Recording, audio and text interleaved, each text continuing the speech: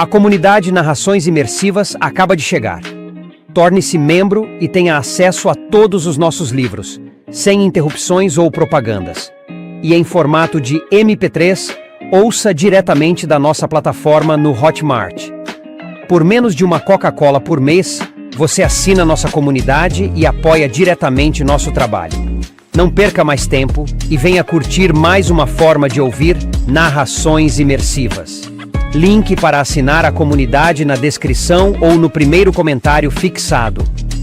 Fique agora com mais um episódio imersivo.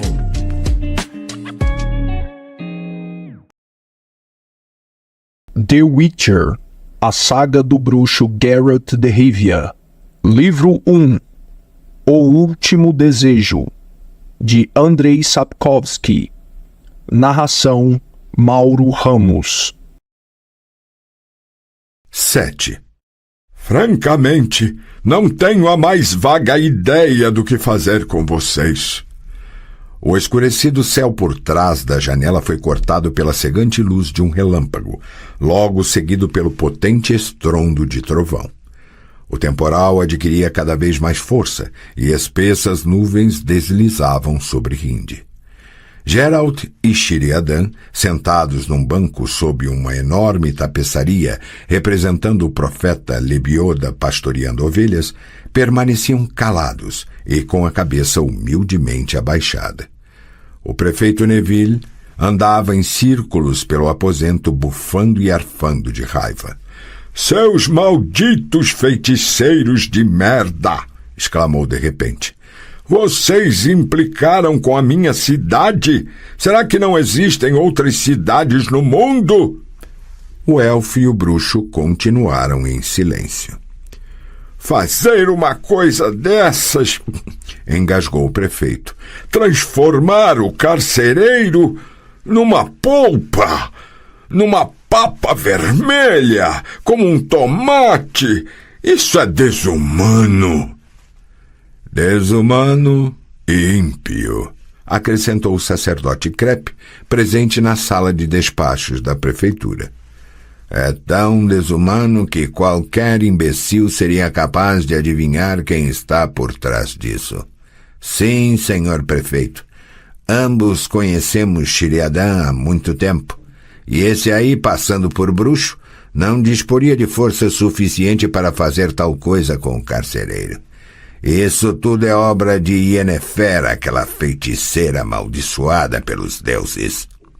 Do outro lado da janela, como confirmando as palavras do sacerdote, ecoou o estrondo de outro trovão. «Ela, ninguém mais», continuou Krepp. «Não pode haver dúvida alguma. Quem, a não ser Yennefer, gostaria de se vingar no conselheiro Lororino?» gargalhou o prefeito. «Eis uma coisa que não me deixou chateado. Lororino conspirava contra mim de olho no cargo que ocupo, e agora duvido que ele encontre qualquer apoio do povo. As pessoas não vão se esquecer tão cedo da surra de cinto que ele levou na bunda.» «Só faltava o senhor aplaudir esse crime, Sr. Neville», disse Krepp, franzindo o senho. «Devo lembrar-lhe de que, se eu não tivesse lançado um exorcismo no bruxo, ele teria erguido a mão contra mim e contra a majestade do templo.» «Porque o senhor também andou falando coisas horríveis sobre ela em seus sermões. Até Berran se queixou do senhor. Mas fatos são fatos. Ouviram, seus canalhas?» O prefeito voltou a dirigir-se a Geralt e Sheriadan. «Não há nada que possa desculpá-los. Não tenho a mínima intenção de tolerar esse tipo de coisa. Portanto, comecem logo a desembuchar tudo o que podem ter em sua defesa. Do contrário, juro por todas as relíquias que porei vocês para dançar de uma forma que não se esquecerão até o fim de seus dias. Desembuchem logo, descrevendo tudo como num confessionário.» Sheriadan soltou um profundo suspiro e olhou para o bruxo de maneira significativa e suplicante. Geralt também suspirou, pigarreou e contou tudo. Bem, quase tudo. Durma-se com um barulho desses, disse o sacerdote após um momento de silêncio. Um gênio liberado do cativeiro e uma feiticeira com planos nefastos para ele. Isso pode acabar mal, muito mal. O que é um gênio? Indagou Neville. E que tipo de planos para ele pode ter, Yennefer? Os feiticeiros, explicou Crep, extraem seu poder e sua força da natureza. Para ser mais preciso, dos chamados 4 elementos ou primordiais, popularmente conhecidos como forças da natureza: ar, água, fogo e terra. Cada um desses elementos tem a própria dimensão, que no jargão dos feiticeiros é denominada planura. Assim, temos a planura da água, a planura do fogo e assim por diante. Essas dimensões, inacessíveis para nós, são habitadas por seres chamados gênios. Chamados assim nas lendas, cortou o bruxo, porque pelo que sei... Não interrompa, repreendeu o Crep. O fato de você saber pouco ficou evidente durante seu relato. Portanto, cale a boca e ouça o que os mais sábios do que você têm a dizer. Voltando aos gênios, há 4 espécies deles, assim como são 4 as planuras. Existem os Gini, que são seres do ar, os Marids, ligados ao elemento água, os Ifritas, que são os gênios do fogo, e os Daus, os gênios da terra. Vá com calma, Crep, falou Neville. Não estamos numa escola do templo, portanto pare de nos ensinar. Seja breve e diga logo, o que Yennefer quer daquele gênio? Um gênio desse, senhor prefeito, é uma concentração viva de energia mágica. O feiticeiro que tiver um gênio à sua disposição poderá dirigir toda aquela energia na forma de um encanto. Ele não precisará mais se empenhar para extrair a força da natureza. O gênio fará tal trabalho em seu lugar. Aí o poder de tal feiticeiro se tornará gigantesco, diria até onipotente. Pois nunca ouvi falar de mágicos que tudo podem, observou Neville. Ao contrário, na maior parte dos casos, seu poder é claramente exagerado. Ora não podem isso, ora não podem aquilo.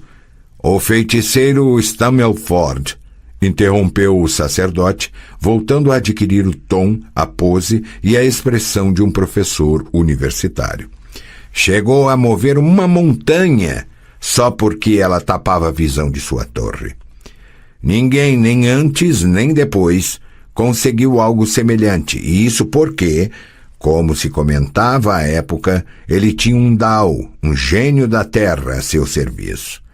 Há registros de impressionantes feitos de outros magos. Ondas gigantescas e chuvas torrenciais, obviamente obras de Marids, colunas de fogo, incêndios e explosões, frutos de ações de Ifritas. Redemoinhos de vento, furacões, voos sobre a terra, murmurou Geralt.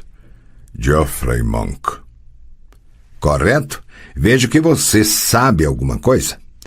Crep olhou para ele de maneira mais gentil. Dizem que o velho Monk achara um meio de forçar os Gini, os gênios do ar, a servi-lo. Segundo os boatos, ele mantinha vários deles dentro de garrafas, usando-os à medida que deles precisava. 3 desejos de cada gênio. Porque o gênio, meus senhores, cumpre apenas 3 desejos. Depois fica livre e foge para sua dimensão. Só que aquele na beira do rio não cumpriu desejo algum, afirmou Geralt categórico. Atirou-se imediatamente na garganta de Jasgier. Os gênios, disse Crep, são seres maliciosos e perversos. Não gostam de pessoas que os enfiam em garrafas e mandam mover montanhas. Fazem de tudo para impedir que os desejos sejam pronunciados e os cumprem de maneira difícil de controlar ou prever, de vez em quando literalmente. Assim, é fundamental estar muito atento ao que se lhes diz. Já para subjugá-los, é preciso ter vontade férrea, nervos de aço, poderosa força e diversas aptidões. Pelo que você nos contou, ficou claro que suas aptidões, meu caro bruxo, não foram suficientes. Não foram para domá-lo, concordou Geralt. Mas eu consegui expulsá-lo, e ele fugiu com tal ímpeto que o vento chegou a uivar. Isso é algo que não pode ser desprezado, embora Yennefer tenha ridicularizado meu exorcismo. E como foi esse exorcismo? Repita-o. O bruxo repetiu, palavra por palavra. O quê? O rosto do sacerdote ficou primeiro pálido, depois vermelho e, por fim, roxo. Como você ousa? Você está zombando de mim? Queira me perdoar, balbuciou Geralt. A verdade é que eu não sei o significado daquelas palavras. Então não repita o que não sabe. Nem posso imaginar onde você aprendeu expressões tão vulgares. Chega de lero-lero, falou o prefeito, fazendo um gesto de desagrado com a mão. Estamos perdendo tempo. Já sabemos para que a feiticeira quer esse gênio. Mas você, Crep, disse que isso pode acabar mal. Por quê? O que eu tenho a ver com isso? Que ela pegue esse tal gênio e vá com ele pro diabo. Eu penso... Não se soube o que Neville pensou naquele momento, mesmo se não se tratava de uma fanfarronada. Ao lado da tapeçaria com o profeta Lebioda surgiu de súbito um quadrado luminoso. Algo brilhou repentinamente e, no instante seguinte, pousou no centro da sala de despachos da prefeitura. Jasquier. Inocente! Gritou o poeta com voz pura, bela e sonora, sentado no chão e olhando em volta com um olhar vago. Inocente! O bruxo é inocente! Desejo que acreditem em mim. Jasquier! Surpreendeu-se Geralt, detendo Crep, que estava se preparando para fazer um exorcismo ou talvez até um feitiço. Como veio parar aqui? E quem é esse aí? Rosnou Neville. Com todos os diabos! Se vocês não pararem com esses feitiços, juro que não vou me responsabilizar por meus atos. Já disse 1000 vezes que é proibido praticar feitiçaria em Rindi. Primeiro é preciso fazer um requerimento por escrito. Depois pagar as estampilhas e o imposto. Mas esperem um momento. Esse sujeito não é aquele cantor, refém da feiticeira? Jasquier, repetiu Geralt abraçando o poeta. Como veio parar aqui? Não sei, confessou o bardo confuso e preocupado. Para ser sincero, não tenho muita consciência do que se passou comigo. Lembro-me de poucas coisas e não sei ao certo o que aconteceu de fato e o que foi um pesadelo. Recordo-me de uma atraente morena de olhos fogosos. Deixe as morenas de lado, interrompeu rudemente Neville. Vamos falar de coisas sérias, meu caro. Você gritou que o bruxo é inocente. Como devo interpretar isso? Que Lororino abaixou as calças no meio da rua e bateu na própria bunda? Porque se o bruxo é inocente, apenas poderia ter sido isso, a não ser que tenha havido uma alucinação coletiva. Não sei nada de bundas nem de alucinações, falou altivamente Jasquier, nem de narizes de louro. Minha última lembrança é a de uma mulher elegante trajando um vestido preto e branco de muito bom gosto. Ela me atirou brutalmente num buraco iluminado, de certo um portal mágico. Antes, porém, ordenou-me de modo claro e categórico que, ao chegar ao meu destino, eu imediatamente fizesse a seguinte declaração. Meu desejo é que acreditem que o bruxo não tem culpa alguma em tudo o que aconteceu. É este e não qualquer outro meu desejo. O que acabo de fazer, literalmente. É óbvio que lhe perguntei de que se tratava e para que era preciso tudo aquilo. A morena não me deixou terminar de falar. Passou-me uma descompostura, agarrou-me pelo cangote e atirou-me no portal. Isso é tudo. E agora? Jasquier endireitou-se, sacudiu o pó do casaco, ajeitou o colarinho e o belo, embora sujo, peitilho de sua camisa. Peço aos senhores que me digam como se chama e onde fica o melhor albergue da cidade. Aqui não temos albergues de segunda categoria, falou lentamente Neville. Mas antes de poder se certificar disso, você terá a oportunidade de ver de perto a melhor masmorra da cidade. Você e seus 2 companheiros. Lembro-lhes, seus pilantras, de que ainda não estão em liberdade. Olhem para eles. Um conta histórias sem pé nem cabeça. Outro pula de dentro de uma parede, grita sobre inocência e deseja... Isso mesmo, deseja que acreditem nele. Tem o desplante de desejar. Pelos deuses! Exclamou repentinamente o sacerdote, levando as mãos à careca. Agora compreendo. O desejo... O último desejo... O que está se passando com você, Crep?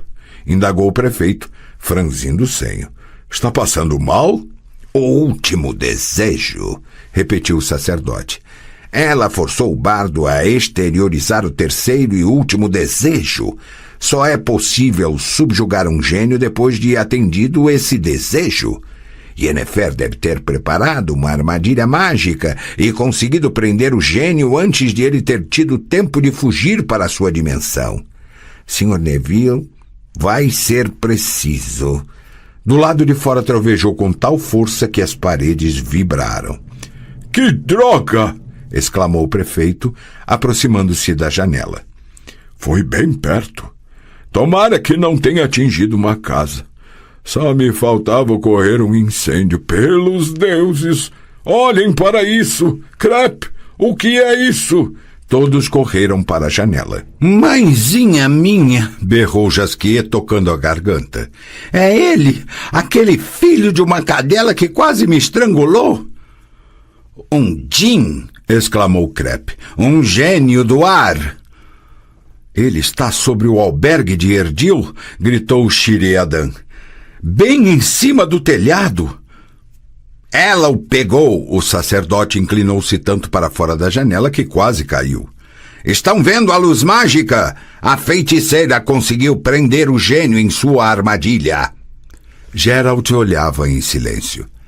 Havia muitos anos, quando ainda era apenas um fedelho e estudava em Kaer Morhen, na sede dos bruxos, ele e sua colega Eskel apanharam um enorme zangão e o amarraram com um fio descosido de uma camisa a um jarro sobre uma mesa. Olhando para o que fazia o pobre zangão preso pela linha, ambos se contorciam de rir, até serem flagrados por seu tutor, Vesemir, que lhes aplicou uma tremenda surra. O djinn sobre o telhado do albergue de Erdil comportava-se de maneira idêntica à daquele zangão.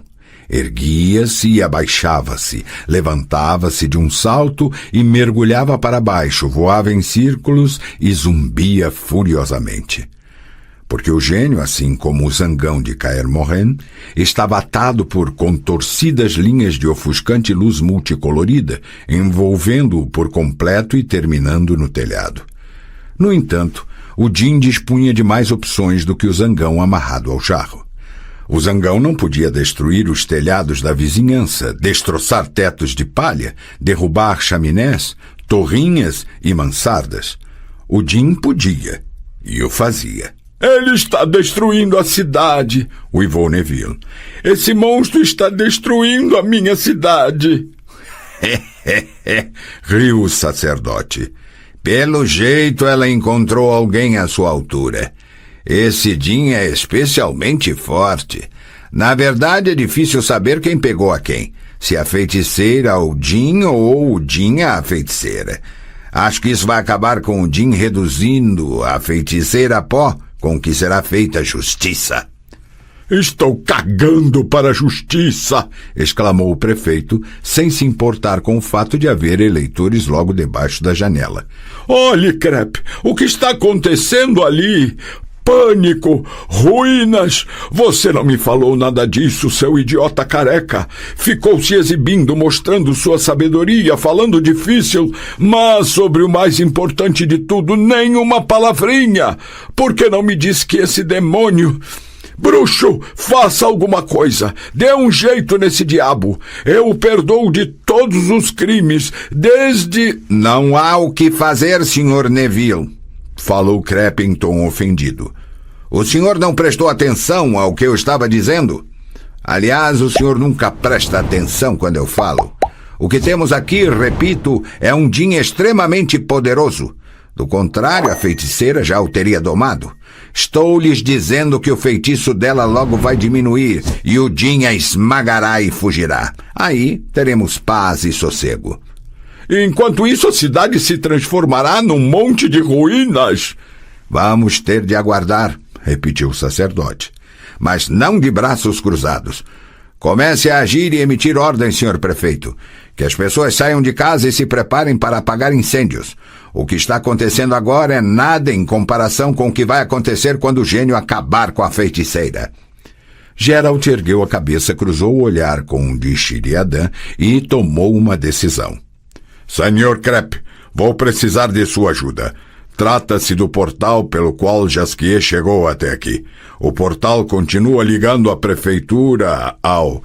Não há mais nenhum sinal do portal, respondeu friamente o sacerdote, apontando para a parede. Veja por si mesmo. Um portal, mesmo quando invisível, sempre deixa um vestígio que pode ser estabilizado com um feitiço. E é assim que pretendo atravessá-lo. Você enlouqueceu? Mesmo que uma travessia dessas não o destroce em pedacinhos, o que pretende conseguir?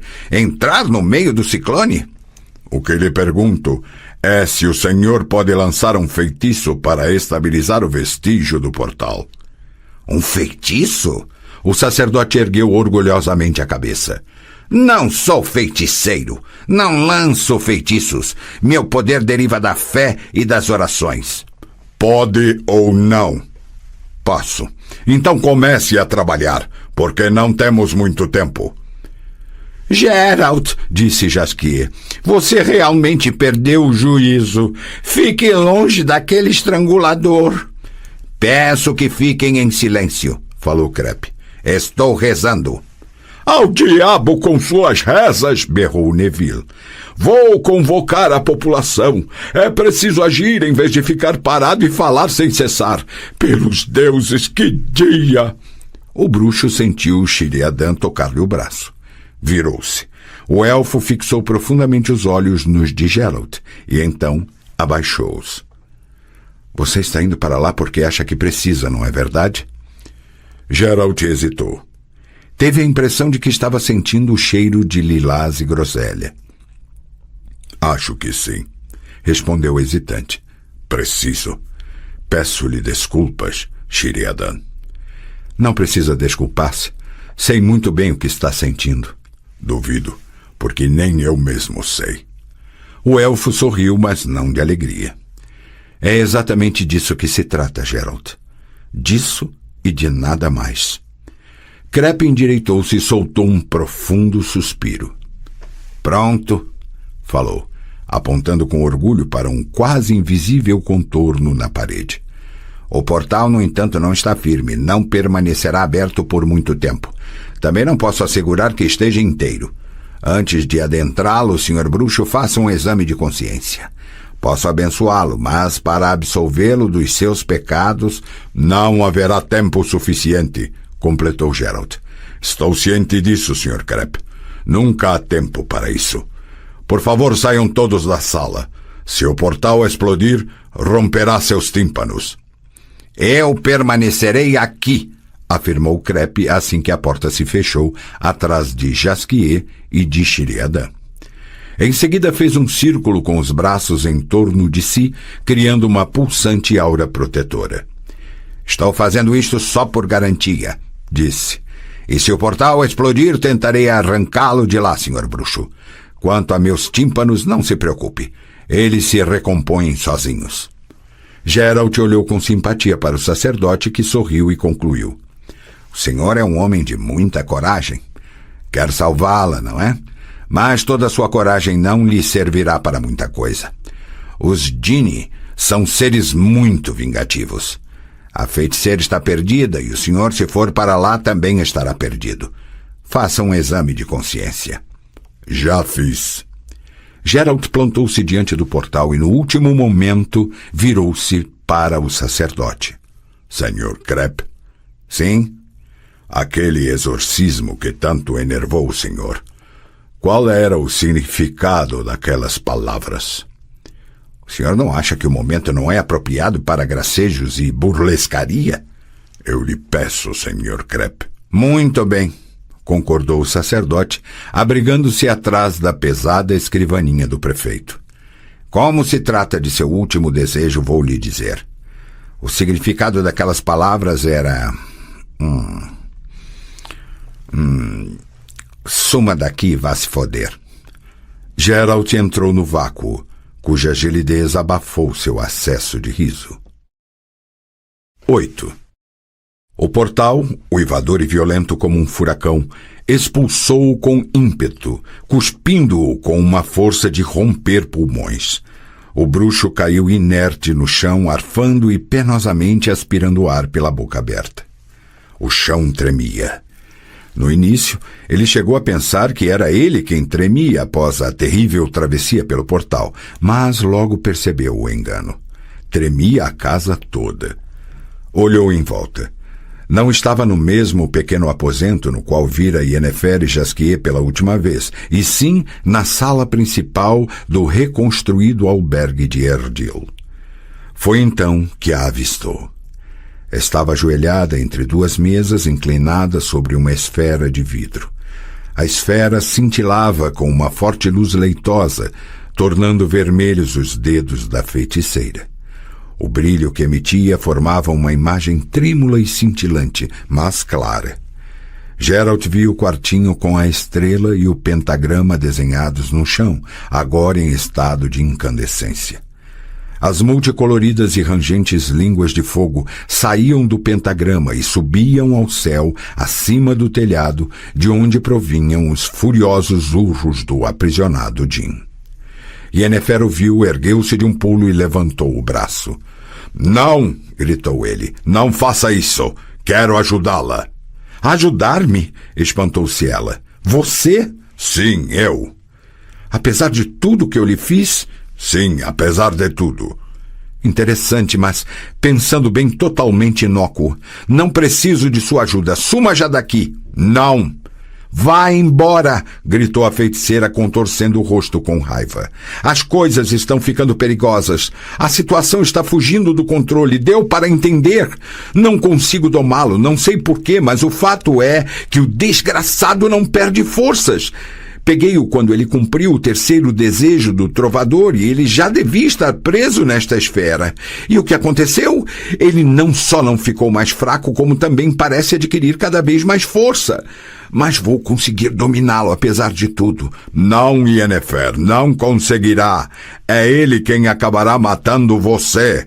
"Não é tão fácil assim matar-me", começou a responder a feiticeira, mas teve de interromper-se. Todo o teto do albergue pegou fogo repentinamente, iluminando a sala com uma luz potentíssima. A imagem lançada pela esfera de vidro se desfez no meio daquele brilho. No teto apareceu um enorme quadrilátero de fogo.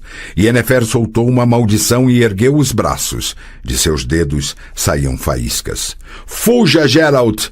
"O que está acontecendo, Yennefer?"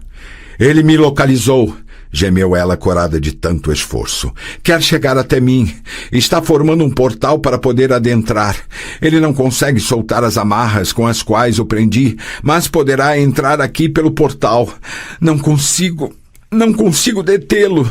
"Yennefer, Não me distraia. Preciso me concentrar. Geralt, você tem de fugir. Vou abrir meu portal para você. É um portal meio bambo. Não tenho tempo para fazer outro. Não sei onde você vai aterrissar, mas estará em segurança. Prepare-se. O enorme portal no teto brilhou ainda mais cegamente, alargou e deformou-se, e do nada surgiu a disforme bocarra de beiços caídos que o bruxo já conhecia. Seus uivos soavam com tanta força que pareciam capazes de perfurar os ouvidos.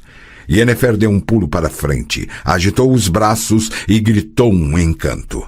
Sua mão disparou um feixe de emaranhados raios de luz que caiu sobre o gênio como se fosse uma rede. O Djinn soltou um urro e fez emergir de si 2 braços compridos que, parecendo 2 cobras desfechando um bote, estenderam-se na direção da garganta da feiticeira. Yennefer não recuou.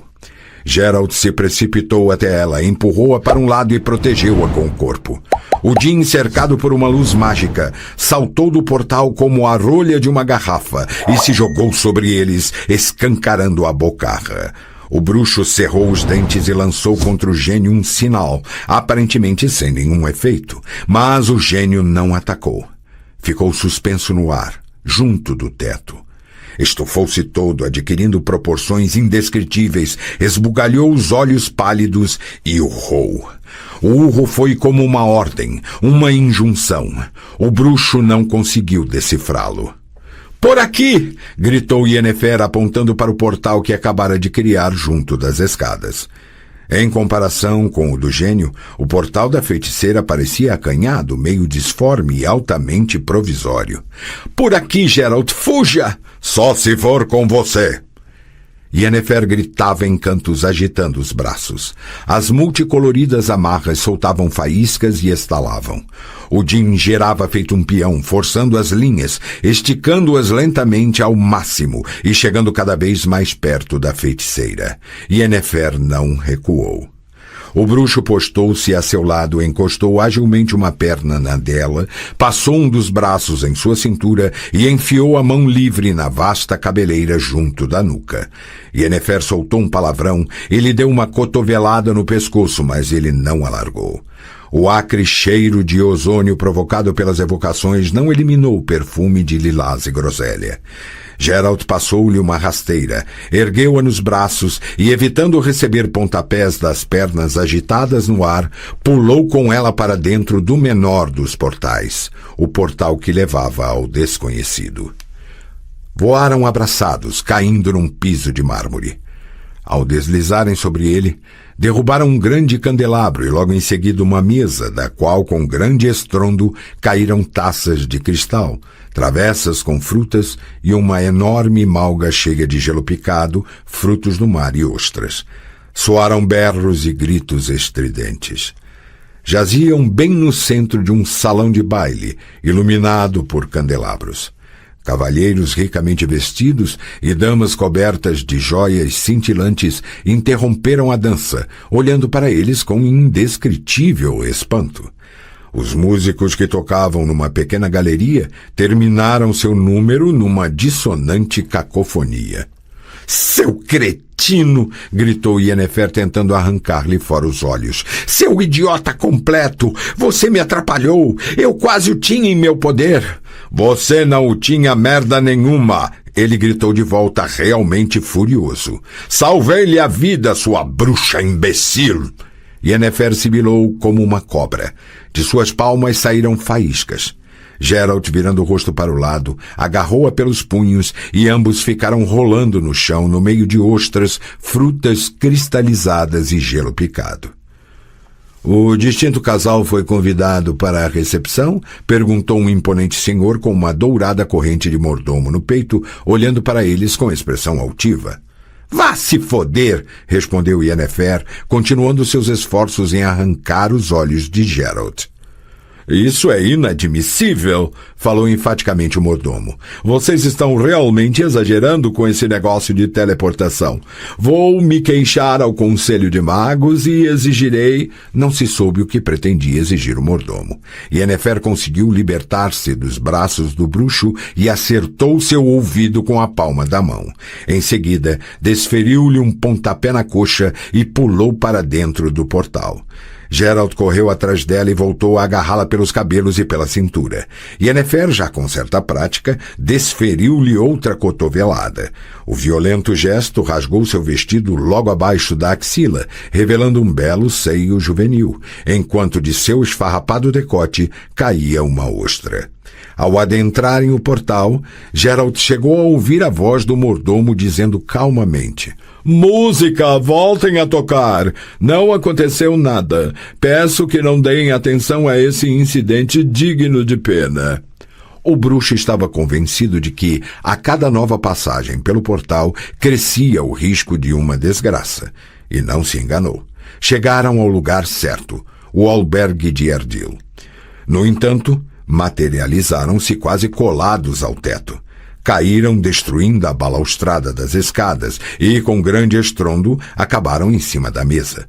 A mesa não tinha por obrigação aguentar o peso de 2 adultos, e não aguentou. Quando despencaram no chão, Yennefer ficou por baixo. Geralt estava certo de que ela perdera os sentidos. Enganou-se. Yennefer desferiu-lhe um soco no rosto e cobriu-o com uma série de palavrões que não envergonhariam um anão coveiro, e os anões coveiros eram especialmente conhecidos pelo pesado linguajar. Os palavrões eram acompanhados por furiosos e desordenados golpes desferidos a esmo. Geralt agarrou-a pelos braços e, querendo evitar a possibilidade de acertá-la acidentalmente com uma cabeçada, enfiou o rosto no decote cheirando a lilás groselha e ostras. "Largue-me!" gritou ela, coiceando como um potro. "Seu idiota, cretino, palhaço! Largue-me, já lhe disse! As amarras podem arrebentar a qualquer momento e eu preciso reforçá-las para que o Jin não fuja!" Geralt não respondeu, embora tivesse vontade. Agarrou-a com mais força ainda, tentando mantê-la grudada ao chão. Yennefer voltou a praguejar e, com toda a força, desferiu-lhe uma joelhada nos testículos. Antes que ele pudesse recuperar a respiração, a feiticeira livrou-se dele e lançou um encanto.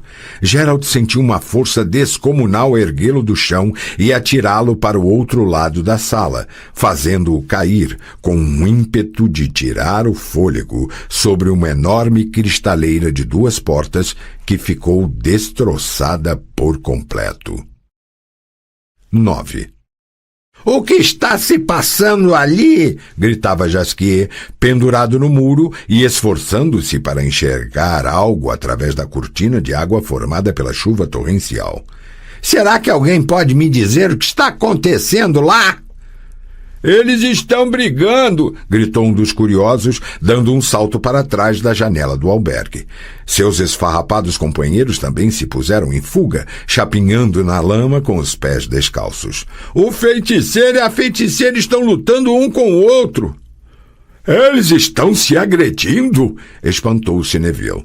"E enquanto isso, esse demônio de merda está arruinando a minha cidade. Olhem, ele acabou de derrubar mais uma chaminé e destruiu a olaria. Pessoal, corram para lá. Por sorte está chovendo, senão teríamos um incêndio e tanto." "Isso não vai durar por muito mais tempo", falou soturnamente o sacerdote Crepe. "A luz mágica está ficando cada vez mais fraca e as amarras vão se partir a qualquer momento. Sr. Neville, diga às pessoas para que se afastem. Aquilo lá vai virar um inferno. Não restará pedra sobre pedra daquela casa." "Por que está rindo, Sr. Erdil? Afinal, aquela casa é sua. Posso saber o que o diverte tanto?" "É que eu fiz um seguro milionário daquele pardieiro." "E a apólice cobre acidentes causados por magias e eventos sobrenaturais?" "Evidentemente." "O senhor agiu com sabedoria, senhor elfo. Com grande sabedoria. Meus parabéns. Ei, pessoal, escondam-se. Se não querem acabar soterrados, não se aproximem mais." Um tremendo estrondo ecoou dentro da casa de Erdil e um relâmpago iluminou o céu. O grupo de curiosos recuou, protegendo-se atrás das pilastras. Por que Geralt foi se meter naquela casa? Gemeu Jasquier. Por que cargas d'água ele fez uma coisa dessas? Por que cismou em salvar aquela feiticeira? Por quê? Sheriadan, você consegue compreender isso? O elfo sorriu tristemente. Consigo, Jasquier, confirmou. Compreendo muito bem. 10. Geralt esquivou-se do flamejante raio cor de laranja disparado dos dedos da feiticeira. Yennefer estava claramente cansada. Seus raios eram fracos e lentos, e o bruxo se desviava deles sem grande esforço. Yennefer, gritou, pare com isso! Tente entender o que eu quero lhe dizer. Você não vai conseguir! Não concluiu a frase. Das mãos da feiticeira emanaram finos relâmpagos avermelhados que o atingiram em diversos pontos do corpo, envolvendo-o por completo. Sua roupa sibilou e começou a soltar fumaça. Não vou conseguir? Falou Yennefer lentamente e com ênfase. Já vou lhe mostrar do que sou capaz. Basta você ficar deitadinho e não me atrapalhar. Tire estes malditos raios de cima de mim! Gritou ele, rolando no chão e querendo se livrar da teia ardente. Isto queima como o diabo! Não se mexa, recomendou ela, arfando pesadamente. Isso queima apenas quando você se mexe. Não posso dedicar-lhe mais tempo, bruxo. Nós nos divertimos bastante, mas não devemos exagerar. Preciso me ocupar com o Jin, senão ele é capaz de fugir de mim. Fugir de você? Berrou Geralt. É você que precisa fugir dele. Esse Jin. Yennefer, escute-me com atenção. Tenho de confessar-lhe uma coisa. Preciso contar-lhe a verdade. Você vai se espantar. 11. O Jin puxou com força uma das amarras, descreveu um semicírculo e derrubou a torrinha da casa de Beauberrin. Como ele urra! Observou Jasquier, levando instintivamente a mão à garganta. Parece estar terrivelmente furioso. Porque está de fato, falou o sacerdote Krepp. Sheriadan olhou para ele. O que foi que o senhor disse? Que ele está de fato furioso, repetiu Krepp. O que não é de estranhar. Eu também estaria se tivesse de cumprir ao pé da letra o primeiro desejo que o bruxo expressou acidentalmente. Como? Exclamou Jasquier. Geralt expressou um desejo? Era ele quem tinha na mão o selo do tampão que prendia o gênio. O gênio cumpre os desejos daquele que o possui, e é por isso que a feiticeira não consegue domá-lo. Mas o bruxo não deve dizer isso a ela, se é que ele já se deu conta desse fato. Não deve dizer isso a ela de jeito algum. Pelos deuses, murmurou Sheriadan, estou começando a compreender. O carcereiro que explodiu. Aquele foi o segundo desejo do bruxo. Sobrou-lhe ainda um, o último. Mas por todos os deuses, ele não deve revelar isso a Yennefer.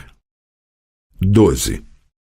Yennefer estava imóvel, inclinada sobre ele, não dando nenhuma importância à algazarra promovida pelo Jin atado pelas amarras ao teto do albergue. O prédio tremia, pedaços de reboco e cascalho desabavam do teto, enquanto móveis, parecendo sofrer de um ataque epilético, arrastavam-se pelo chão. Então foi isso, rosnou furiosa. Meus parabéns, você conseguiu me enganar. Não era Jasquier, mas você. É por sua causa que o Jin resiste dessa maneira. No entanto, ainda não fui derrotada, Geralt. Você subestima a mim e meus poderes. Por enquanto ainda não consegui subjugar nem você nem o Jin. Você não tem direito a mais um desejo? Então faça-o. Com isso, liberará o Jin e eu poderei metê-lo de volta numa garrafa. Você não terá forças suficientes para isso, Yennefer. É que você não consegue avaliar corretamente minhas forças. Vamos, Geralt, faça seu desejo. Não, Yennefer. Não posso. É até possível que o Jin venha a realizá-lo, mas ele nunca lhe perdoará. Assim que ficar livre, vai voltar-se contra você e matá-la. Você não conseguirá pegá-lo nem defender-se dele. Está exausta e quase não consegue manter-se de pé. Não vai conseguir, Yennefer. O risco é meu, gritou ela furiosa. Por que você se importaria com o que vai acontecer comigo? Melhor seria pensar em si mesmo. Você dispõe de mais um desejo. Pode pedir o que quiser. Aproveite essa chance única. Aproveite-a, bruxo. Você poderá ter tudo o que desejar. Tudo! 13. Ambos vão morrer? Urrou Jasquier. O que o senhor quis dizer com isso, Sr. Crepe? Afinal, o bruxo... Por que cargas d'água ele não foge de lá? Por que não deixa aquela maldita feiticeira entregue à própria sorte e não foge? Isso não faz sentido. Não faz sentido, repetiu amargamente Sheridan. Nenhum. É um suicídio, uma idiotice total. Afinal, é a profissão dele, observou Neville. O bruxo deveria salvar minha cidade. Chamo os deuses por testemunha de que, se ele conseguir derrotar a feiticeira e expulsar o demônio, eu o recompensarei regiamente. Jasquier arrancou da cabeça o chapeuzinho adornado com pena de garça, cuspiu nele, atirou na lama e ficou pisoteando-o, repetindo várias palavras em diversos idiomas. O que eu não consigo entender, gemeu de repente, é que ele ainda dispõe de um desejo. Com isso ele poderia salvar a si e a ela, não é verdade, Sr. Crepe? A questão não é tão simples assim, respondeu o sacerdote. Se ele externar o desejo certo, se ele de algum modo ligar seu destino com o dela... Não creio que ele tenha essa ideia. E é até melhor que não tenha. 14. O desejo, Geralt. Rápido! O que você quer? Imortalidade? Riqueza? Fama? Poder? Força? Honrarias? Rápido! Não temos muito tempo! Geralt não respondeu. Humanidade, falou Yennefer repentinamente, sorrindo de maneira medonha. Adivinhei, não é verdade? É isso que você deseja, é com isso que você sonha, com a libertação, com o direito de ser quem quiser e não quem você é, ou, melhor dizendo, quem você é obrigado a ser. O Jim pode cumprir esse seu desejo, Geralt, basta externá-lo. Geralt continuou calado, enquanto ela permanecia parada diante dele no meio do cintilante brilho da esfera mágica e dos multicoloridos feixes de luz que prendiam o Jim, com a vasta cabeleira esvoaçando e os olhos cor de violeta brilhando, ereta, esbelta, terrível e deslumbrante. Inclinou-se violentamente sobre ele e fitou-o bem no fundo dos olhos. Geralt sentiu o cheiro de lilás e groselha. Você não diz nada, sibilou ela. Afinal, o que almeja, bruxo? Qual é seu desejo mais oculto? Você não sabe ou não consegue se decidir? Procure a resposta dentro de si.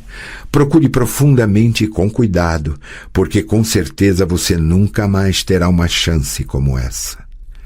E, repentinamente, ele se deu conta da verdade. Sabia. Sabia quem ela fora. Sabia do que ela se lembrava, do que não conseguia se esquecer e com o que convivia. Sabia quem ela fora, antes de se tornar uma feiticeira. Porque o observavam frios, penetrantes, maus e inteligentes olhos de uma corcunda. Assustou-se? Não com a verdade. Assustou-se com a possibilidade de ela ler sua mente, de vir a saber o que ele descobrira e nunca lhe perdoar isso. Abafou tal pensamento dentro de si. Matou-o, expulsou-o da mente para sempre, sem deixar vestígio algum. Ao mesmo tempo, sentia um profundo alívio. Sentia que o teto da sala rompeu-se. O Jim, ainda envolto em raios que pouco a pouco se extinguiam, Atirou-se sobre eles, urrando triunfalmente, com a clara intenção de matá-los. Yennefer virou-se para enfrentá-lo. De suas mãos emanava uma luz muito tênue. O Jin escancarou a bocarra e estendeu os braços na direção dela. No mesmo instante, o bruxo percebeu repentinamente que sabia o que queria, pelo que ansiava, e exteriorizou seu desejo. 15. A casa explodiu. Tijolos, vigas e tábuas voaram para todos os lados, numa nuvem de fumaça e faíscas. Do meio daquele furacão emergiu o Jin, enorme como um paiol. Urrando e gargalhando, o gênio do ar, já livre de todas as amarras, não mais atado por obrigações ou vontades de quem quer que fosse, descreveu 3 círculos sobre a cidade, arrancou a flecha da torre da prefeitura, ergueu-se no céu e sumiu para sempre. "Ele fugiu! Fugiu!" gritou o sacerdote Crep. "O bruxo conseguiu! O gênio foi embora e não vai mais ameaçar ninguém!" "Ah!" exclamou Erdil com voz cheia de satisfação. "Que ruína maravilhosa!" "Que droga! Que droga!" urrou Jasquier, encolhido atrás do muro. "Eles demoliram a casa toda! Ninguém pode ter sobrevivido a uma coisa dessas! Ninguém, digo-lhes, ninguém!" "O bruxo Geralt de Rivia sacrificou sua vida em prol da cidade", falou solenemente o prefeito Neville. "Vamos nos lembrar dele para sempre. Vamos honrá-lo com uma estátua." Jasquier tirou dos ombros um pedaço de esteira endurecido de lama, sacudiu os fragmentos de reboco que haviam caído sobre seu casaco, olhou para o prefeito e, em poucas e precisamente escolhidas palavras, emitiu sua opinião sobre sacrifícios, lembranças, honrarias e todas as estátuas do mundo. 16. Geralt olhou em volta. Do buraco no telhado caíam gotas de água. Ao redor, escombros e mais escombros, misturados com pilhas de pedaços de madeira. Por mais estranho que pudesse parecer, o lugar no qual eles jaziam estava impecavelmente limpo. Nenhuma só tábua, nenhum só tijolo os atingira. A impressão que se tinha era de que havia um escudo invisível protegendo aquele local. Yennefer, levemente ruborizada, ajoelhou-se a seu lado, apoiando as mãos nos joelhos. "Bruxo, você está vivo?" "Estou", respondeu Geralt, limpando a poeira do rosto e fazendo uma careta de dor. A feiticeira tocou levemente os punhos dele, passando os dedos com delicadeza por sua mão. "Queimei você." "Bobagem. Apenas algumas bolhas." "Desculpe-me. Você sabe que o Jin fugiu para sempre?" "E você está chateada com isso?" "Não muito." "Que bom. Ajude-me a ficar de pé." "Espere um momento", sussurrou ela. "Aquele seu desejo. Não pude evitar ouvir o que você pediu. Fiquei pasma. Achei que não tinha ouvido direito. Poderia ter imaginado qualquer coisa menos isso.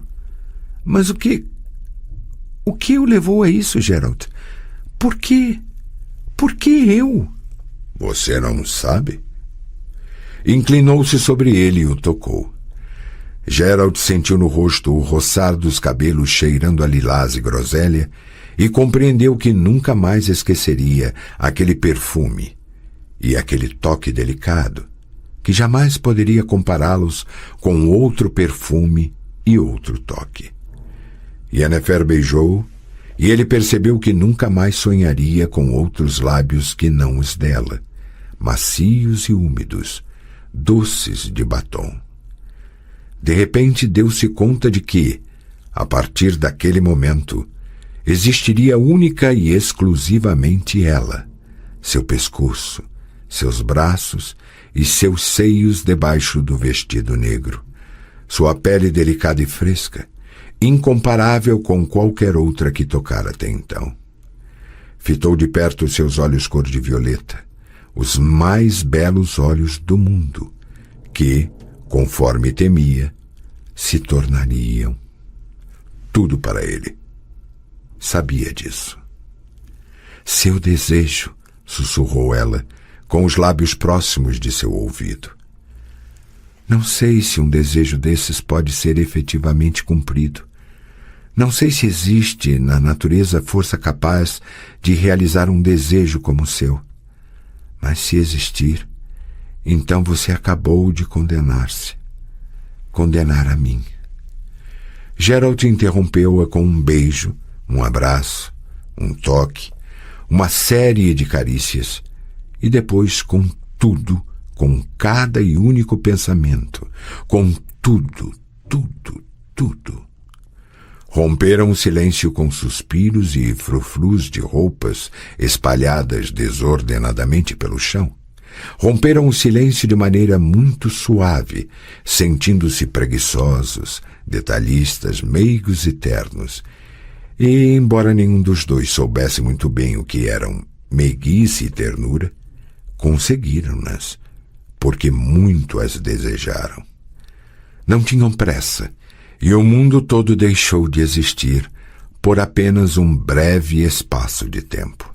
A eles, no entanto, parecia transcorrer uma eternidade, e efetivamente transcorreu. Depois o mundo voltou a existir, mas muito diferente. Gerald, sim. O que vai acontecer agora? Não sei. Eu também não. Porque não sei se valeu a pena condenar-se a mim. Não sei. Espere um momento, o que você está fazendo? Eu queria lhe dizer uma coisa. Yennefer. Ian, repetiu ela, cedendo totalmente a ele. Ninguém jamais me chamou assim. Diga outra vez, por favor. Ian. Gerald. 17. A chuva parara de cair. Um arco-íris cortava o céu de Rinde com suas faixas de cores. Parecia que ele nascia exatamente do destruído telhado do albergue. Por todos os deuses, murmurou Jasquier. Que silêncio! Eles estão mortos. Ou se mataram um ao outro, ou Meldin acabou com eles. Vamos ter de verificar isso, disse Vratimir, secando a testa com um gorro amassado. Podem estar feridos. Não deveríamos chamar um médico? Creio que um coveiro seria mais adequado, constatou Krepp. Conheço aquela feiticeira. Quanto àquele bruxo, também dava para notar o diabo em seus olhos. O que precisamos fazer é cavar logo 2 covas no cemitério.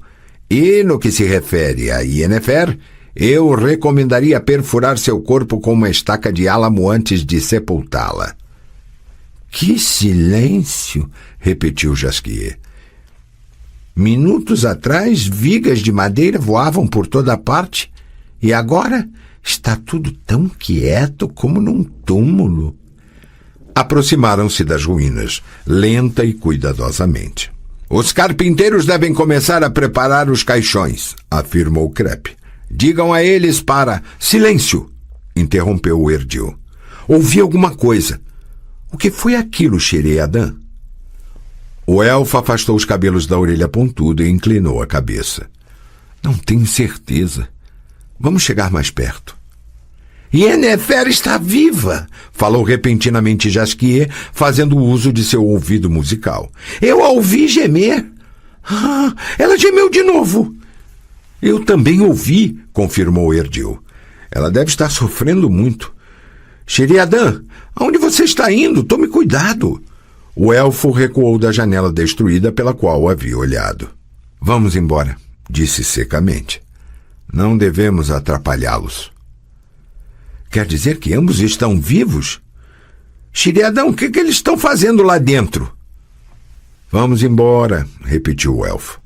É melhor deixá-los sozinhos por algum tempo. Que fiquem lá. Ela, ele e o último desejo dele. Vamos esperar por eles numa taberna. Daqui a pouco os dois vão ter conosco. Mas o que eles estão fazendo lá dentro? Insistiu Jasquier. Diga de uma vez. O elfo deu um sorriso muito, muito triste. Não gosto de palavras grandiosas, falou. E sem palavras grandiosas, não é possível descrever. A voz da razão. 7. 1. Falwick sem o elmo, mas com o resto da armadura completa e com o manto carmim da confraria atirado sobre o ombro, estava parado no meio da clareira. Ao lado dele, com os braços cruzados no peito, encontrava-se um musculoso anão barbudo, vestido com um longo casaco forrado de pele de raposa sobre uma couraça e com a cabeça protegida por um achatado capacete redondo, cuja malha feita de anéis de metal caía sobre seus ombros. Tyles, sem armadura, trajando apenas um curto gibão acolchoado, andava lentamente, brandindo toda hora sua espada desembainhada. O bruxo parou seu cavalo e olhou em volta. Ao redor, brilhavam as couraças e os achatados capacetes metálicos dos soldados que, armados com lanças, circundavam a colina. Que droga! Rosnou. Era de esperar. Jasquier girou o cavalo e, notando um grupo de lanceiros que impediam a passagem, soltou um palavrão. De que se trata, Geralt? De nada. Mantenha a matraca fechada e não se meta. Ou tentar encontrar um meio de nos safarmos. Eu lhe perguntei de que se trata. É mais uma de suas aventuras? Cale a boca. A ideia de irmos até a cidade não foi muito boa, gemeu o trovador, olhando para as não muito distantes torres do templo. Devíamos ter ficado quietinhos com Nenek, sem botar o nariz para fora. Cale a boca, já lhe disse. Você vai ver que tudo acabará se esclarecendo. Nada parece indicar isso. Jasquier tinha razão. Não parecia. Tyles continuava a andar para lá e para cá, agitando a espada e sem olhar para eles.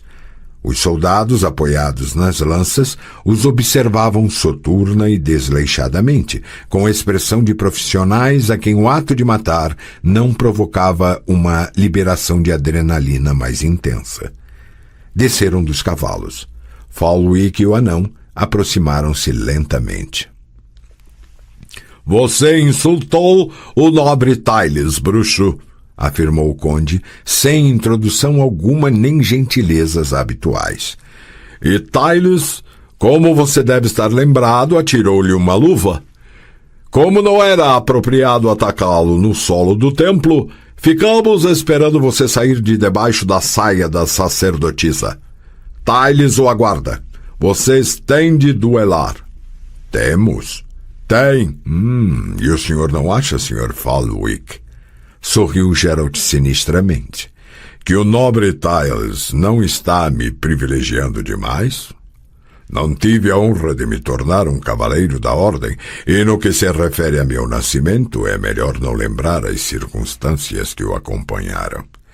Temo que eu não seja suficientemente digno. Como é mesmo que se diz isso, Jasquier? Indigno para dar satisfações e combater em campos de torneio, recitou o poeta fazendo uma careta. O código da cavalaria determina... O capítulo de nossa ordem é regido por um código próprio, interrompeu o Falwick.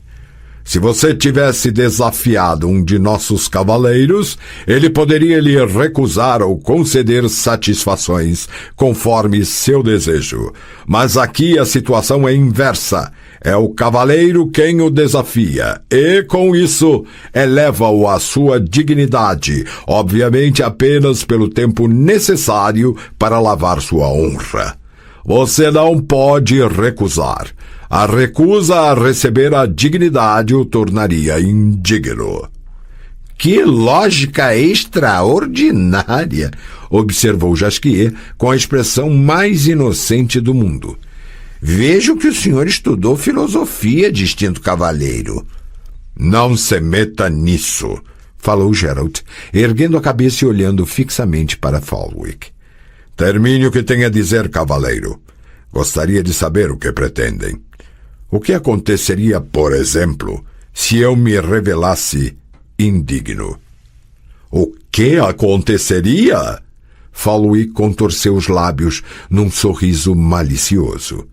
Aconteceria que mandaria enforcá-lo no primeiro galho, seu patife. Vamos com calma. Ouviu-se repentinamente a voz rouca do anão. Com calma, Sr. Conde. E sem palavras ofensivas, está bem? Não me ensine boas maneiras, Kramer, rosnou por entre os dentes o cavaleiro. E lembre-se de que o príncipe lhe deu ordens que você deverá cumprir à risca. É o senhor que não deve ensinar-me, Conde, retrucou o anão, apoiando o punho num machado de 2 gumes enfiado por trás de seu cinto. Sei muito bem como cumprir as ordens que recebo e não preciso de ensinamento algum nesse assunto. Sr. Geralt, permita que me apresente. Sou Dennis Kramer, capitão da guarda pessoal do príncipe Hereward. O bruxo inclinou-se com indiferença, fitando o anão nos olhos acinzentados, situados debaixo de espessas sobrancelhas amareladas. Em frente, Tyle, Sr. Bruxo, continuou calmamente Dennis Kramer. Assim será melhor para todos. O duelo não deve ser de vida ou morte, mas apenas até um dos dois ficar totalmente imobilizado. Portanto, lute com ele e permita que ele o imobilize. Como? O cavaleiro Tyles é o favorito do príncipe, disse Falwick sorrindo maliciosamente. Se você, seu mutante, tocar nele com sua espada, será castigado. O capitão Kramer vai prendê-lo e levá-lo à augusta presença do príncipe para ser castigado. Foi essa a ordem que ele recebeu. O anão nem se dignou de olhar para o cavaleiro. Não desgrudava de Geralt seus olhos frios, da cor do aço. O bruxo sorriu, mas de modo extremamente desagradável. Se é que entendi direito, disse. Tenho de aceitar o duelo porque, do contrário, serei enforcado. Se lutar, deverei permitir que meu adversário me fira, já que, caso toque nele com a espada, serei preso e terei meus ossos destroçados numa roda. Ambas as opções são altamente agradáveis. Por que não poupar o trabalho de vocês? Baterei minha cabeça contra um tronco de carvalho e me imobilizarei por mim mesmo. Isso não resolveria seu problema? Não brinque com coisas sérias, rosnou Falwick. Não piore ainda mais sua situação. Você insultou a ordem, seu vagabundo, e tem de ser castigado por isso. Deu para entender? Ao mesmo tempo, o jovem Tyles precisa da fama de subjugador do bruxo, e o capítulo da ordem quer lhe dar essa fama. Não fosse isso, você já estaria pendendo de uma árvore há muito tempo. Se permitir ser derrotado, salvará sua mísera vida. Não fazemos questão de seu cadáver. Queremos apenas que Tyles arranque um pouco de sua pele. E sua pele, a pele de um mutante, volta a crescer em pouco tempo. Mas não percamos mais tempo. Decida-se. Você não tem escolha. É isso que acha, senhor Conde? Geralt sorriu de maneira ainda mais sinistra, passando os olhos pelos soldados. Pois eu acho que tenho. É verdade, admitiu Dennis Kramer. O senhor tem uma escolha, mas ela envolverá grande derramamento de sangue, assim como ocorreu em Blaviken. É isso que quer? Quer sobrecarregar sua consciência com mais sangue e mortes? Porque a escolha que tem em mente, Sr. Geralt, envolve sangue e mortes. Sua linha de raciocínio é maravilhosa, capitão. Chega a ser fascinante, zombou Jasquier. O senhor se dirige a um homem assaltado numa estrada e tenta despertar nele seu humanismo, apelando para seus sentimentos mais nobres. Pelo que entendi, o senhor lhe pede que ele não derrame o sangue dos homens que o assaltaram. Ele deve se apiedar dos assaltantes porque eles são pobres, têm esposa, filhos e talvez até mãe. Mas não lhe parece, Capitão Kramer, que o senhor está se preocupando demasiadamente cedo? Porque quando olho para seus lanceiros, vejo como seus joelhos tremem só de pensar que terão de lutar com Geralt de Rivia, bruxo capaz de dar cabo de uma estrige apenas com as mãos desnudas. Não haverá aqui derramamento de sangue, capitão. Ninguém sofrerá dano algum, exceto aqueles que quebrarão as pernas fugindo para a cidade. No que se refere diretamente a mim, respondeu calmamente o anão, erguendo o queixo com orgulho. Não tenho nada a reclamar de meus joelhos. Até hoje nunca fugi de ninguém e não pretendo alterar meus hábitos. Sou solteiro, não sei de filho algum, e quanto à minha mãe, que não conheci, recomendo não envolvê-la nesta conversa. Mas as ordens que recebi serão cumpridas rigorosamente, letra por letra. Não estou apelando a sentimento algum e apenas peço ao Sr. Geralt de Rivia que tome uma decisão. Acatá-la-ei plenamente e me adaptarei a ela. Geralt e o anão ficaram se encarando por um bom tempo. Que seja, disse finalmente Geralt. Vamos resolver isso de uma vez. Não vale a pena perder tempo. Portanto, Falwick ergueu a cabeça e seus olhos brilharam. Você vai duelar com o nobre Tyles de Dorndal? Sim. Muito bem, prepare-se. Estou pronto, anunciou Geralt vestindo as luvas. Não percamos mais tempo.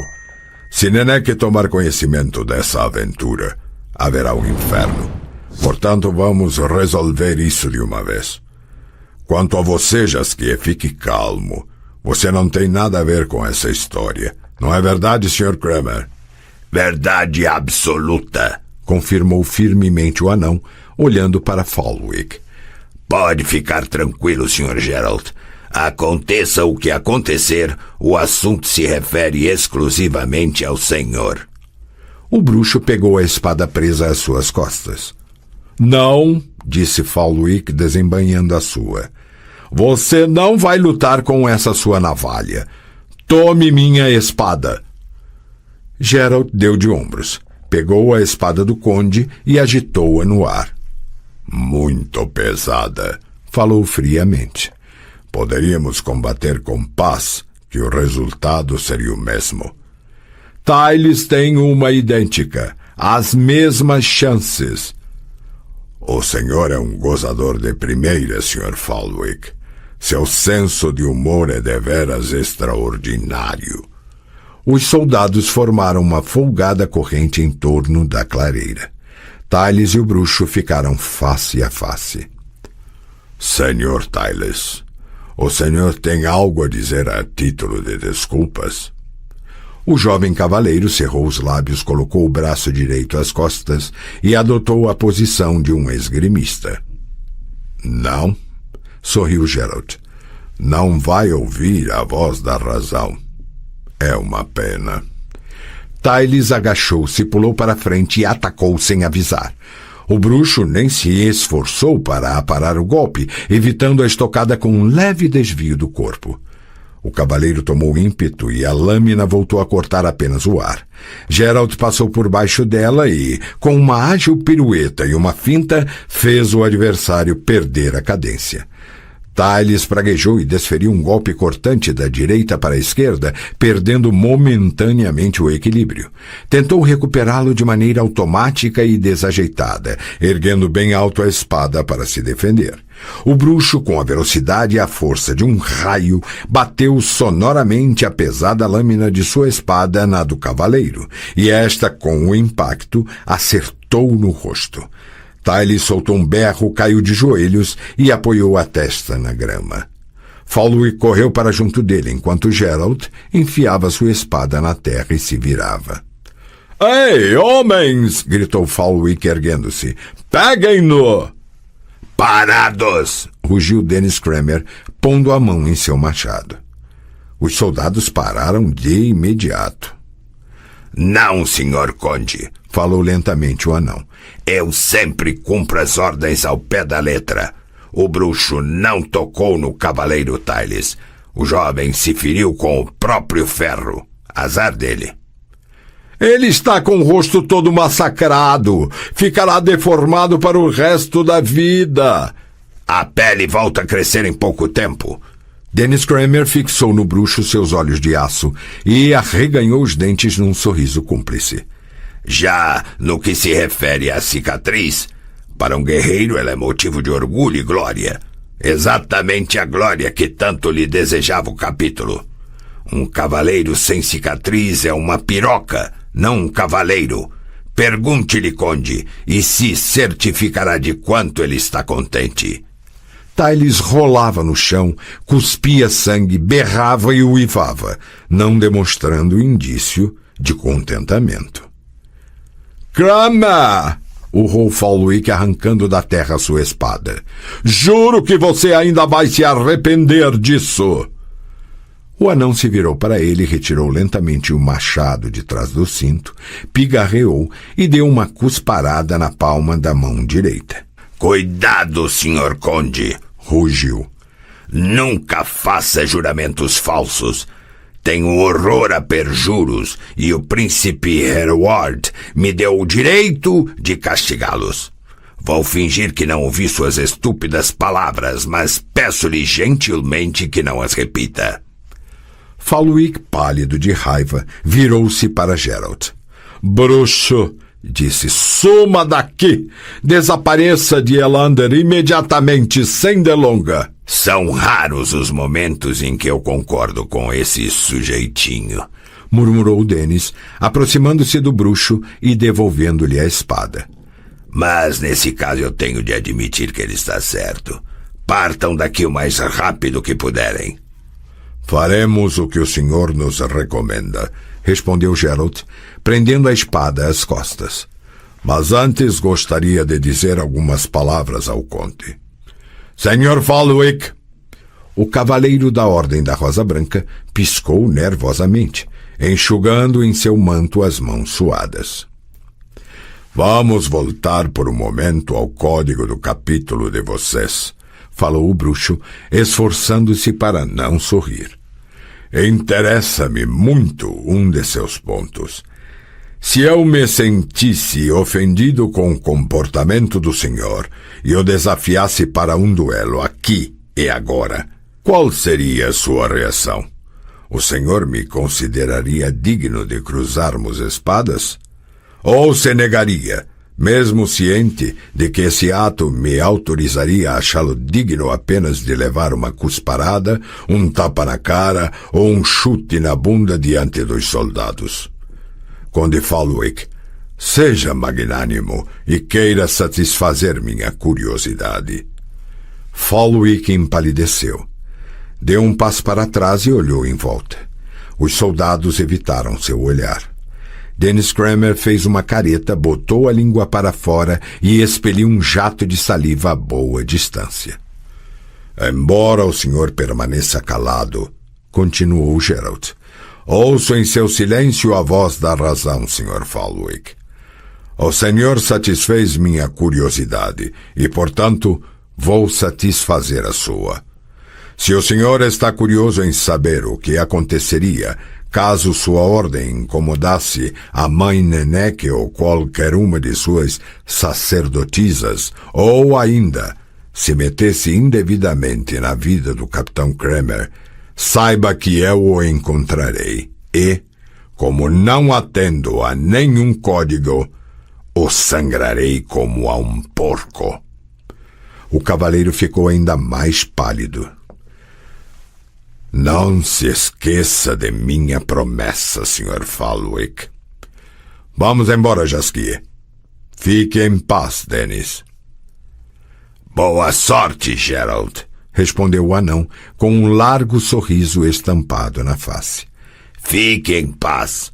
Saiba que tive imenso prazer nesse nosso encontro e espero que voltemos a nos ver em breve. O mesmo digo eu, Dennis. Até breve, então. Partiram propositadamente devagar, sem olhar para trás, passando a trote somente depois de terem sumido na floresta. Geralt, falou repentinamente o poeta, espero que você não queira seguir diretamente para o sul. Não acha que devemos fazer um desvio para evitar Elander e as terras de Hereward? Ou será que você pretende continuar com esse circo? Não, Jaskier, não pretendo. Vamos viajar pelas florestas e depois tomaremos a trilha dos mercadores. E lembre-se de uma coisa. Quando estivermos com Nenek, nenhuma palavra sobre esse incidente. Nem uma só palavrinha. Tomara que partamos logo. Partiremos imediatamente. 2.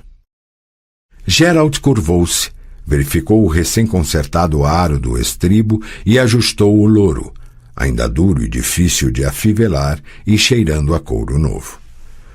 Ajeitou a cilha, os alforjes, a manta enrolada na parte traseira da sela e a espada de prata presa a ela. Nenek estava parada junto dele, imóvel e com os braços cruzados sobre o peito. Jaskier aproximou-se, conduzindo seu cavalo baio. Agradeço-lhe a hospitalidade, venerável Nenek, falou seriamente. E não fique mais zangada comigo. Afinal, eu sei muito bem que gosta de mim. É verdade, concordou a sacerdotisa sem sorrir. Gosto de você, seu bobalhão, embora eu mesma não saiba por quê. Vá em paz. Até a vista, Nenek. Até a vista, Geralt. Cuide-se. O bruxo sorriu azedamente. Prefiro cuidar dos outros. Com o tempo, isso se revela mais efetivo. Do meio das colunas cobertas de era do templo surgiu Iola, acompanhada por 2 adeptas e carregando a maleta do bruxo. Tentava de maneira desajeitada evitar seu olhar. O preocupado sorriso se misturava com o rubor do rosto sardento e cheio, formando um conjunto agradável aos olhos.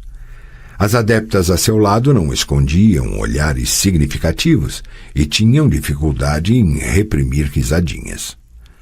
Pela grande Melitele, suspirou Nenek, uma autêntica comitiva de despedida. Pegue a maleta, Geralt. Completei seus elixires e agora você tem tudo o que lhe faltava. E mais aquele remédio. Você sabe qual. Tome-o regularmente durante 2 semanas, não se esqueça. É muito importante. Não vou esquecer. Obrigado, Iola. A jovem abaixou a cabeça e entregou-lhe a maleta. Queria muito dizer algo.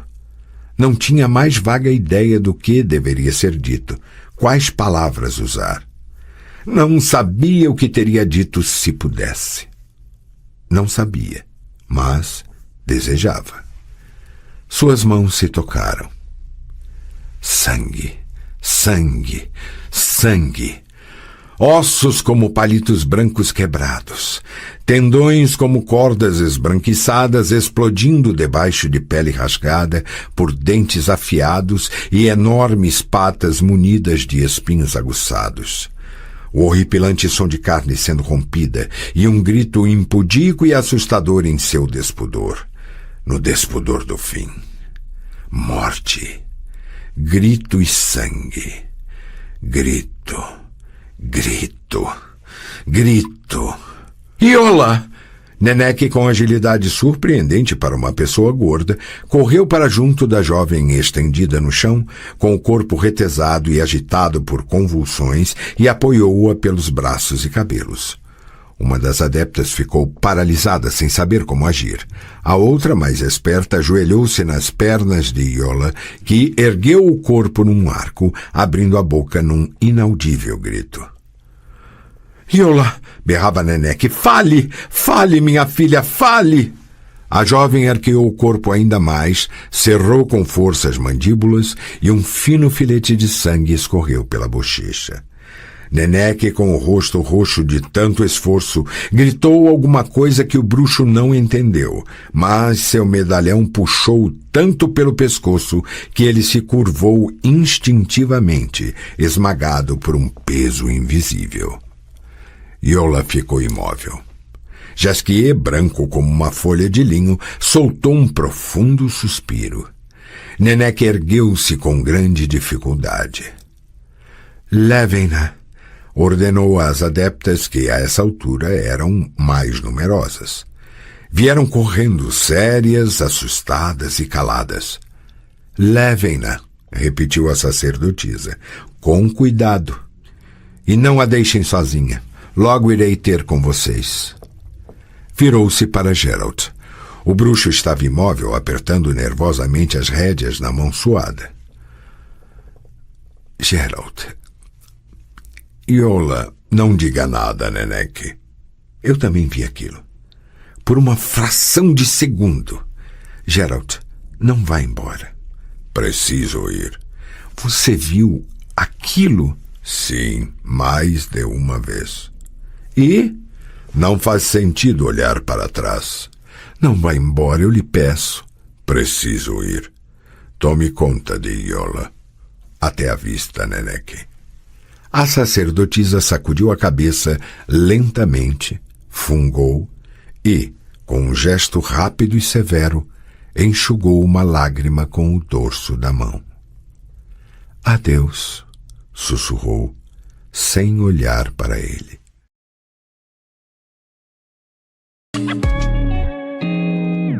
O canal Narrações Imersivas agradece por ter ouvido mais um episódio conosco. Acompanhe nossa página no Instagram e fique por dentro de todas as novidades do canal. E se você vê valor nesse projeto, considere apoiá-lo. Faça parte da nossa comunidade no Hotmart. Até a próxima com mais uma narração imersiva.